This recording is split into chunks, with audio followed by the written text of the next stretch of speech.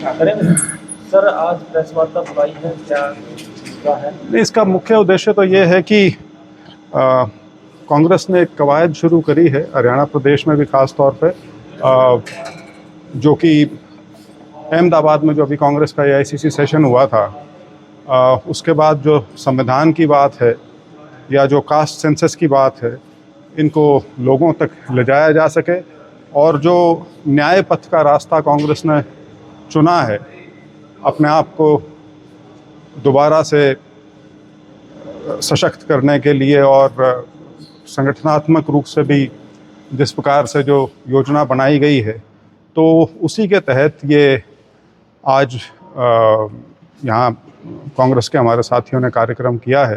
तो उस नाते ही मैं यहाँ आया हूँ और न्याय पथ आपको जैसे ज्ञात ही होगा, ये मुख्यतः 3 चीज़ें हैं इसके अंदर। तो संघर्ष, समर्पण और संकल्प, तो वो लेके ही आगे बढ़ने का प्रयास है। वो ज़रूर है कि क्योंकि अक्टूबर में चुनाव के नतीजे आए थे, तो एक प्रकार का ठहराव सा भी बना हुआ था, तो इसी नाते पार्टी की गतिविधि भी आगे बढ़े, यही प्रयास है। बाकी ये ज़रूर है कि आज जब मैं आपके बीच में आया हूँ तो 3 बहुत बड़े विषय हैं जो जिनमें से आप ये तीनों को कह सकते हैं कि राष्ट्रीय स्तर के मुद्दे हैं जो हमारे सामने आज हैं। एक तो जो पहलगाम में जो घटना घटी, जहाँ आतंकवादियों ने 28 लोगों की बड़ी क्रूरता के साथ जो उनको मौत के घाट उतारा, वो विषय है पूरे देश के सामने। पूरा देश उससे एक माहौल पूरे देश के अंदर बना हुआ है कि न्याय मिलना चाहिए और जिन्होंने इस बर्बरता को अंजाम दिया है उनके खिलाफ कार्रवाई हो और ऐसी कार्रवाई हो जिससे इस प्रकार की घटना दोबारा ना हो, उसको सुनिश्चित किया जा सके। दूसरा बहुत बड़ा मुद्दा जो ख़ास तौर पे पिछले कुछ समय से विशेष तौर पे राहुल गांधी जी, जिसका कोई भी मंच हो, कहीं पर भी हो, वो जो मुख्य 2 बिंदु थे उनमें एक तो संविधान की रक्षा और दूसरा कास्ट सेंसस। वो कास्ट सेंसस के लिए भारत सरकार ने अपना मत रखा है और कहा है कि अब जो सेंसस होगा तो उसमें जो जातिगत गणना है वो भी उसका हिस्सा होगा। तो उसका हम पार्टी के नाते स्वागत करते हैं। और तीसरा मुद्दा मैं राष्ट्रीय इसलिए कह रहा हूँ कि जहाँ भी एक प्रदेश से ज़्यादा प्रदेशों का कोई मुद्दा हो जाए वो अपने आप राष्ट्रीय मुद्दा हो जाता है, लेकिन दुर्भाग्य की बात यह है कि ये मुद्दा भी ऐसा हो रहा है जैसे इंटरनेशनल बॉर्डर का कोई मुद्दा हो, जो हरियाणा पंजाब का जो पानी का जो मुद्दा है। और ये मुद्दा मैंने आम तौर पर देखा है कि एक तरह की बस राजनीति होके और ये रह जाता है। और अभी भी ऐसा लग रहा है जैसे तो पंजाब सरकार जो है वो अपनी नाकामी को छुपाने के लिए एक बिना बात में एक मुद्दे को आगे बढ़ाया उन्होंने, जिस प्रकार से वो अपने प्रदेश में अपनी स्थिति को किसी तरह से संभाल सकें। खैर जो भी है, लेकिन ये 3 मुद्दे हैं जो आज के दिन विशेष तौर पे जिनसे पूरे देश का ध्यान इनकी ओर। संविधान बचाओ कमेटी और रैलियों के लिए कमेटियां बनाई गई हैं, उसमें जींद से आपको चेयरमैन ना बना के सतपाल ब्रह्मचारी जी को बनाया गया है। क्या गुटबाजी का शिकार है अभी भी? नहीं, वो तो शायद इसलिए होगा क्योंकि वो सांसद हैं और मौजूदा सांसद हैं और जींद के 5 में से 3 असेंबली कॉन्स्टिट्यूंसीज जो हैं वो उनकी लोकसभा में पड़ते हैं। और तो उसमें कोई किसी प्रकार की राजनीति नहीं है। ये अब कुछ ही कहें, पहला दायित्व तो उन्हीं का बनेगा जो चुने हुए हैं, चाहे उसमें चुने हुए लोकसभा के एमपी हैं या चुने हुए आपके एमएलएज हैं। तो स्वाभाविक सी चीज़ है, तरजीह मिलती है, तो उसमें राजनीति की कोई बात नहीं। इसमें पूरी पार्टी इकट्ठा होकर इस चीज़ को आगे बढ़ाएगी। कांग्रेस संगठन तो नहीं बना पा रही, आपके पोस्टर में भी कुछ चेहरे नहीं नजर आ रहे हैं, उसका क्या कारण? नहीं, चेहरे तो जी अब संगठन ही नहीं है तो फिलहाल किस का चेहरा आप डालोगे? तो वो तो जब कोई जिले पे या ब्लॉक लेवल पे या कॉन्स्टिट्यूएंसी लेवल पे अगर कोई संगठन हो तो उसको एक रूपरेखा प्रदान की जा सकती है। अन्यथा जो जैसा अपना प्रयास कर रहा है पार्टी की लाइन आगे बढ़ाने में, वो सबका स्वागत है। तो बिना संगठन कैसे लड़ाई लड़ेंगे सर? कांग्रेस की एक खूबी हमेशा ये रही है कि कांग्रेस काडर बेस्ड पार्टी नहीं रही। इसको आप एक स्तर पर कमज़ोर भी मान सकते हैं, एक स्तर पर आप इसको उसकी मजबूती भी मान सकते हो, क्योंकि कांग्रेस जो है वो एक मूवमेंट से उभरी हुई पार्टी है। तो समय समय पर अलग अलग इसका संगठन भी जो है अलग अलग रूप लेता है। लेकिन ये बात मैं आपकी इस बात से सहमत हूँ कि ये जो 11-12 साल से हरियाणा में विशेष तौर पे जो संगठन नहीं बना प्रदेश स्तर के नीचे, जिला स्तर पे और उसके नीचे, इसका खामियाजा हमने भुगता है, चुनावी तौर पे ही भुगता है। तो वहाँ तक तो मैं सहमत हूँ कि संगठन जितना जल्दी अब इसके ऊपर कार्रवाई करके एक स्ट्रक्चर अगर बनाया जाए, जिस प्रकार से अहमदाबाद के सेशन में कहा भी गया है, तो उसको जितना जल्दी करें सभी के लिए बेहतर होगा। सर, आपने कहे कि 3 ऐसे मुद्दे हैं, उनको लेकर कांग्रेस का किस तरह का स्टैंड रहे?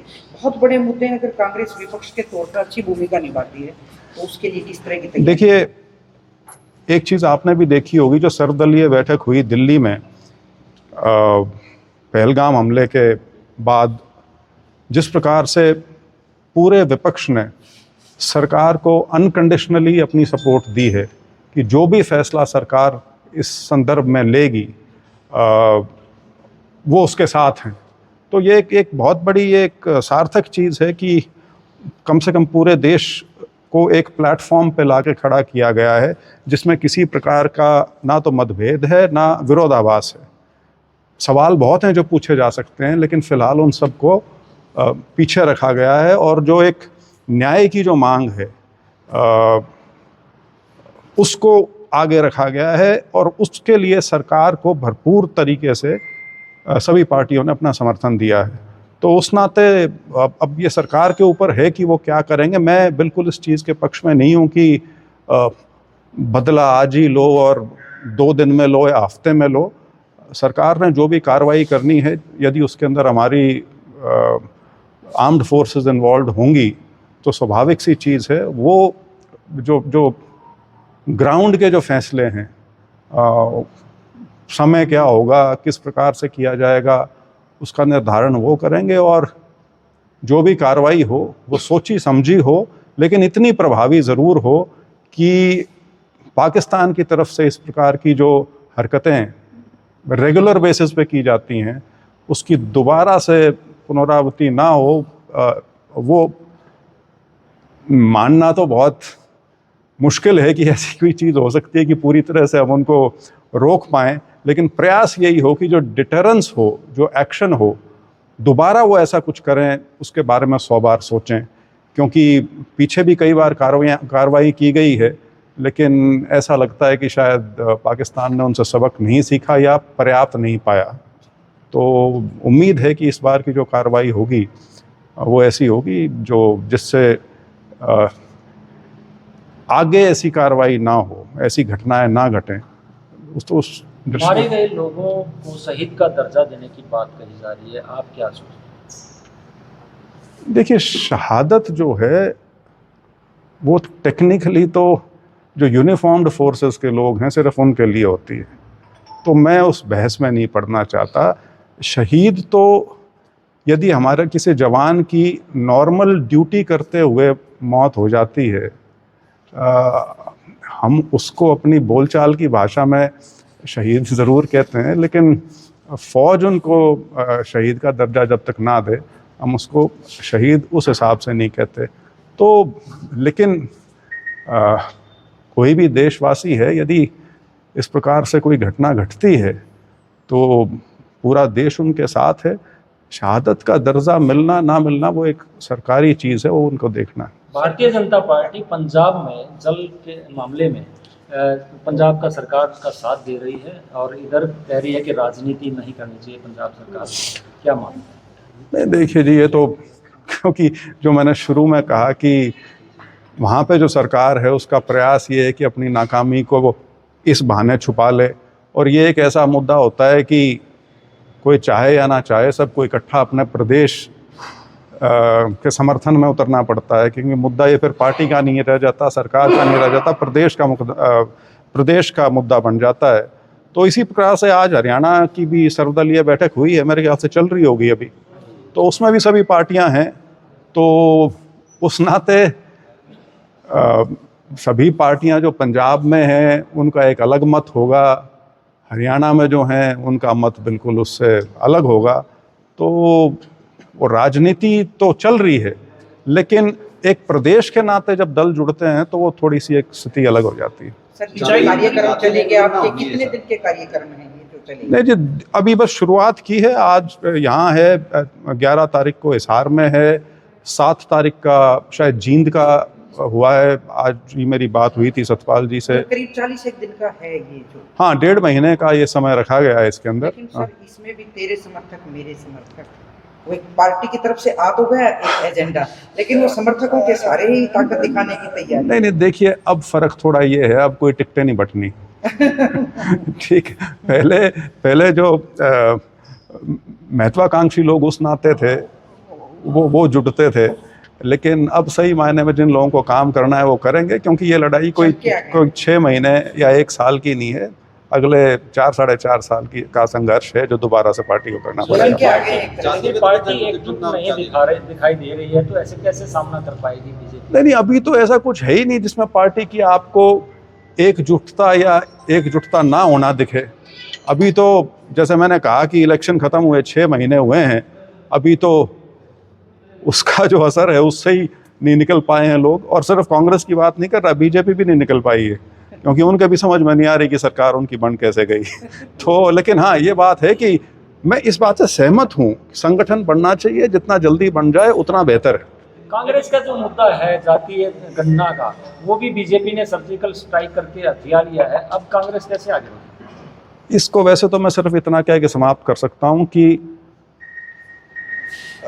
सरकार ने जो फैसला लिया उसका हम स्वागत करते हैं, लेकिन अगर आपने इसमें राजनीति पढ़नी है तो बड़ी स्वाभाविक सी बात है, जो राहुल गांधी इकलौते ऐसे व्यक्ति थे जो इस मुद्दे को राष्ट्रीय स्तर पर ले गए। रीजनल पार्टीज़ हैं जो सामाजिक न्याय के आधार पर बनी हुई हैं और उसी नाते उनकी राजनीति है, वो समय समय पर ये उठाते रहे हैं। लेकिन जिस शिद्दत के साथ राहुल गांधी जी ने मुद्दा पिछले 2-2.5 साल से उठा रखा है, और देखिए सर्जिकल स्ट्राइक या वो तो खैर चलो शब्द अच्छे हैं, लेकिन बीजेपी ने अगर इस पे कोई कार्रवाई की होती, कोई मंथन किया होता, कोई लोगों से बात की होती, तो मैं ये समझ सकता था कि उन्होंने बड़ा सोच समझ के फैसला लिया है।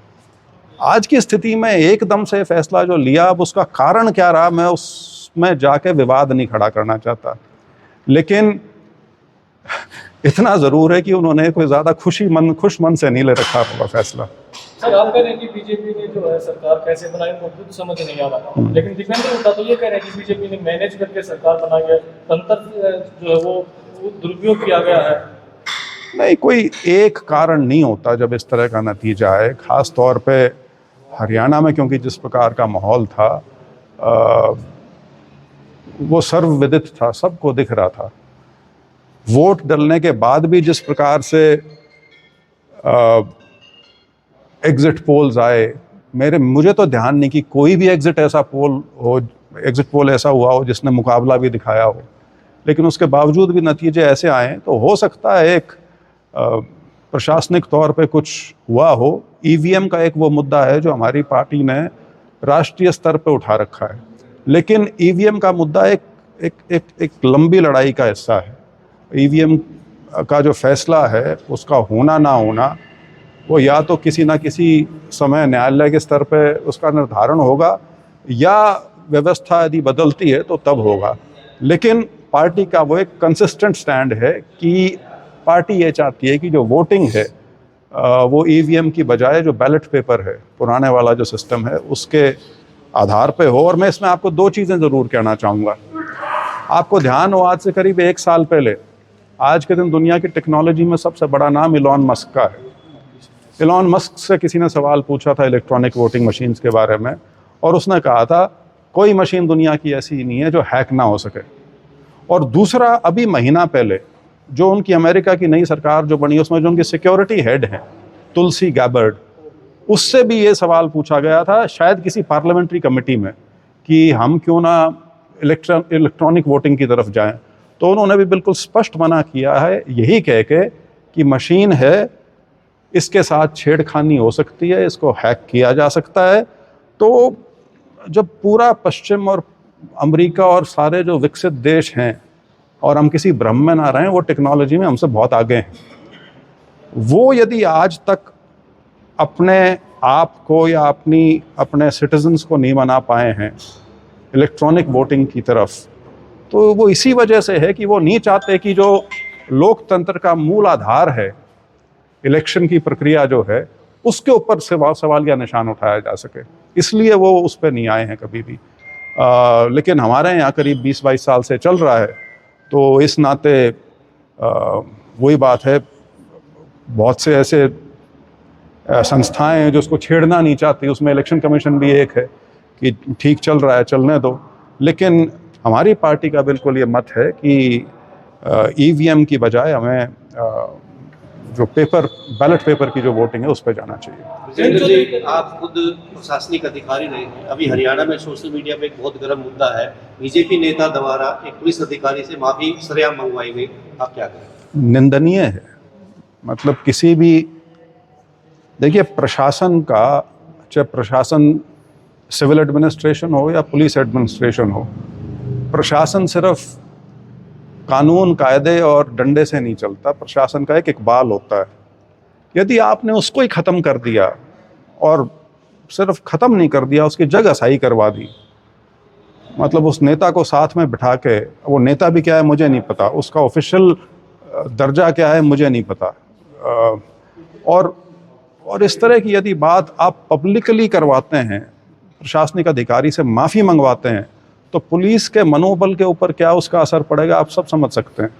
तो बहुत दुर्भाग्यपूर्ण घटना है, और मैं इसमें मुख्यमंत्री जी की बहुत कमी मानता हूं कि उन्होंने इसकी निंदा नहीं की है, बल्कि शायद कुछ ऐसा कहा है कि हम कि पहले वाले तो कमीज उतार के और धूप में खड़ा, क्या यार ये छोटी बातें करने लग रहे हैं। मतलब इतनी बड़ी घटना हुई है, आपके पार्टी का नेता साथ में बैठ के उस डीएसपी लेवल के आदमी से माफ़ी मंगवाई जा रही है, और इसमें आप मान के चलिए डीएसपी पब्लिक अपॉलॉजी टीवी के सामने यदि कर रहा है, तो वो बहुत भारी दबाव में किया गया है, बिल्कुल ऊपर के स्तर तक उसको निर्देश गया होगा जब इस प्रकार की अपॉलॉजी उसने दी है। तो बहुत बहुत दुर्भाग्यपूर्ण है, और किसी भी प्रदेश के प्रशासन को सुचारू रूप से चलाने के लिए इस प्रकार की घटना बहुत उसमें बाधा डाल सकती है। ये न्याय पथ यात्रा कब तक चलने वाली है, और क्या इसमें कैबिनेट चेयरमैन जो कमेटी चेयरमैन जो है वो भी शामिल होंगे? अभी तो देखिए जी, ये करीब 1.5 महीने का ये करीब प्रोग्राम बनाया गया है, तो इसमें सारे ही जुड़ेंगे धीरे धीरे, बिल्कुल। लेकिन ये सिर्फ 1.5 महीने का तो एक वो कह लीजिए शुरुआत है। ये सफ़र तो लंबा है, ये सिर्फ 1.5 महीने पे खत्म नहीं होना। कांग्रेस एक मंच पे दिखेगा? कांग्रेस एक मंच पे दिखेगा सर? कौन सा होता है मंच, ये बताओ मेरे को। शैलजा अलग है, सुरजेवाला अलग है। मंच कौन सा होता है? मंच का कोई मौका भी हो। जब मेरे पिताजी कांग्रेस में आए तो कांग्रेस एक मंच पे देखी थी आपने? 10 अप्रैल 2024 सारे एक मंच पे थे। हुड्डा जी भी थे, सुरजेवाला जी भी थे, शैलजा जी भी थी, कैप्टन अजय यादव भी थे, सारे थे। अभी अहमदाबाद तो में एक सोनीपत से आपकी टिकट की बात आई थी, तो चौधरी बरिंदर सिंह का इधर था कि उनके साथ रोड हो सकती है, उन्होंने भाजपा का नाम लेने कहा था। नहीं, छोड़िए, पुरानी बात हो ली यार। लोकसभा का चुनाव खत्म हुए 1 साल हो लिया, उसके बाद असेंबली का चुनाव गए 6 महीने हो लिया। तो अब सीएलपी लीडर अभी तक नहीं बन पाता, 6 महीने हुए आप कह रहे हैं कि चुनाव गए। तो ये तो मैं आपके शुरू के जवाब में कह चुका कि बन जाने चाहिए। 6 महीने से ऊपर हो लिए। अब राकेश टिकैत के साथ कल 2 गुजार हो गया। इस देश में जहर इतना फैला दिया गया है। आप तो राकेश टिकैत की बात कर रहे हैं, नेवल ऑफिसर नरवाल की 1 हफ्ते जिसकी शादी को हुए थे, उनकी जो विधवा है, उसने एक इतनी अच्छी बात कही, उसको लोगों ने इस प्रकार से तिरस्कृत किया है। तो राकेश टिकैत जी की तो क्या बात कर रहे हैं आप। बहुत दुर्भाग्यपूर्ण है जो देश में ये हो रहा है। उन्होंने उसकी धर्मपत्नी ने ये कहा कि हम शांति चाहते हैं, लेकिन शांति के साथ हम न्याय भी चाहते हैं। लेकिन मैं ये नहीं चाहती कि कश्मीरियों से या मुसलमानों से नफरत की जाए। और आपने सोशल मीडिया पर देखा होगा किस प्रकार से लोग, क्या बोलूँ मैं, शब्द नहीं है मेरे पास, उसके पीछे पड़े हैं। तो कुछ इसी प्रकार की बात टिकैत साहब ने भी कही होगी, मैंने उनका बयान देखा तो नहीं है, लेकिन ये सारा जो एक दूषित वातावरण बना दिया गया है ना देश में, कि आप किसी का मत सुनने के लिए तैयार नहीं हो, ये किसी भी लोकतंत्र के लिए या समाज के भाईचारे के लिए कहीं भी अच्छा नहीं है। और आज वो बहुत बड़ी एक पंचायत की है उन्होंने, मैंने खैर उसको फॉलो तो मैं नहीं कर पाया, लेकिन मुजफ्फरनगर में थी। लेकिन ये दुर्भाग्यपूर्ण है ऐसी सारी चीज़ें। और ये समाज में ये कोई ये सोचता है कि इससे कोई मजबूती आती है, मजबूती नहीं आती, इससे विखंडन ही होता है। और इससे सबको सचेत रहना चाहिए। ये जो इस प्रकार की चीज़ें हैं, ये वो अंग्रेज़ी में आपने कहावत सुनी होगी ना, जब आप एक शेर की सवारी शुरू कर दो, जब तक सवार हो शेर पे आपको बड़ा मजबूती और ताकत का एहसास होता है, लेकिन उस शेर से फिर उतर नहीं सकते आप। ये वही स्थिति पैदा होने लग रही है हमारे देश में। सर, आप इनको कह रहे हो कि भाई इतनी नफरत फैला दी, तो विपक्ष की क्या जिम्मेदारी बनती है कि इन चीजों को थोड़ा सा मतलब खंडन करे या समझाए कि भाई नफरत नहीं। राहुल गांधी जी की भारत जोड़ो यात्रा का लब्बो लुभाव भी सिर्फ ये था। वो उन्होंने इसके अलावा और किसी बात का जिक्र ही नहीं किया कि देश में जो क्या कहते थे, नफरत की दुकान, नफरत के बाजार में मोहब्बत की दुकान। तो ये कहना कि नहीं विपक्ष कर रहा है या कांग्रेस ने प्रयास नहीं किया, तो प्रयास ही इसी स्तर पर चल रहा है। लेकिन देश का नैरेटिव जो है, बुरा मत मानना, मीडिया जिस प्रकार से कैप्चर हुआ है कैपिटलिस्ट क्लास के माध्यम से, जो एक देश के सामने नैरेटिव जाना चाहिए था वो नहीं जा पाता। लेकिन ये देश के जो लोग हैं उनका विवेक बहुत कमाल का है। कुछ नहीं दिखाया जा रहा, उसके बावजूद भी वो समझ गए कि संविधान खतरे में। वो तो थोड़ी सी कसर रहेगी, अदरवाइज तो 2024 जून का जो रिजल्ट जो अभी आया है, वो रिजल्ट और भी कहीं उससे खराब हो सकता था भारतीय जनता पार्टी के लिए। लेकिन ये लंबा संघर्ष है। और देखिए, इसमें समझने वाली बात सीधी सी है, और यहाँ पे ये बात राहुल गांधी जी ने खुद भी कही है, ये लड़ाई आइडियोलॉजिकल है, ये कोई एक चुनाव तक सीमित लड़ाई नहीं है। तो इसको कोई ये सोचता हो कि आप इसको साल 2 साल में जीत लोगे या साल 2 साल में इसका पटाक्षेप हो जाएगा, ऐसा नहीं। लंबी लड़ाई है, और जिस प्रकार की दरार समाज के अंदर डाली है, वो भरने में वैसे ही टाइम बहुत ज़्यादा लगेगा। आज आपने मीडिया पर भी सवाल उठाए हैं, और आज विश्व प्रेस स्वतंत्रता दिवस भी है, क्या कहें? मेरा सभी प्रेस के मेरे भाइयों और बहनों से ये अनुरोध है, मैं बचपन से जब से अखबार पढ़ना शुरू किया, उस समय टीवी तो पड़ोसी के घर में जाके देखना पड़ता था, होता नहीं था। मैंने एक ही चीज़ समझी थी कि पत्रकारिता का पहला असूल है एंटी इस्टेब्लिशमेंट होना, सरकार के ऊपर सवाल उठाना। लेकिन अब जिस प्रकार से माहौल बना हुआ है, सरकार की बड़ाई के गीत गाए जाते हैं और सवाल सारे विपक्ष से पूछे जाते हैं, जबकि पत्रकारिता का मूल मंत्र होना चाहिए कि विपक्ष की बात को आगे रखा जाए, विपक्ष का जो मत है वो सरकार तक पहुंचाया जाए, ताकि जो पॉलिसीज या स्कीम्स हैं उनको ढंग से क्रियान्वित किया जाए। तो मेरा तो आप सभी से इस अंतर्राष्ट्रीय पत्रकारिता दिवस के स्वतंत्रता दिवस पे यही आपसे अनुरोध है कि जो एक निष्पक्षता है जो पत्रकारिता में होनी चाहिए, उसको बनाए रखें। जो निर्भीकता है उसको दोबारा से जगाएं, ताकि लोगों तक हर प्रकार का मत पहुंच सके। उसके बाद लोग अपने आप फैसला कर लेंगे जो बात उनको ठीक लगेगी या नहीं लगेगी। Thank you. थैंक यू, बहुत बहुत धन्यवाद आप सबका।